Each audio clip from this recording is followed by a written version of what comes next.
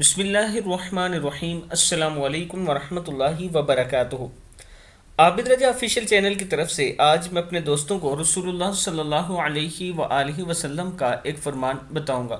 گناہوں کی معافی کے لیے وظیفہ۔ سیدنا ابو ہریرہ رضی اللہ تعالیٰ عنہ فرماتے ہیں کہ رسول اللہ صلی اللہ علیہ وآلہ وسلم نے فرمایا، جو شخص دن میں 100 مرتبہ یہ کلمات پڑھے گا اس کے تمام گناہ معاف کر دیے جائیں گے، اگرچہ وہ سمندر کی جاگ کے برابر بھی ہوں۔ صحیح بخاری کی حدیث ہے۔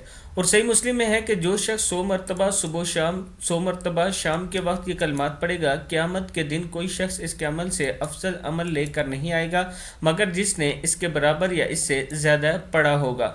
وہ کلمات کیا ہیں؟ سبحان اللہ و بحمدہ، سبحان اللہ و بحمدہ۔ 100 مرتبہ صبح و شام اس کو ضرور پڑھا کریں۔ اس ویڈیو کو آپ دوستوں نے آگے ضرور شیئر کرنا ہے اور چینل کو سبسکرائب کرنا ہے۔ السلام علیکم ورحمۃ اللہ وبرکاتہ۔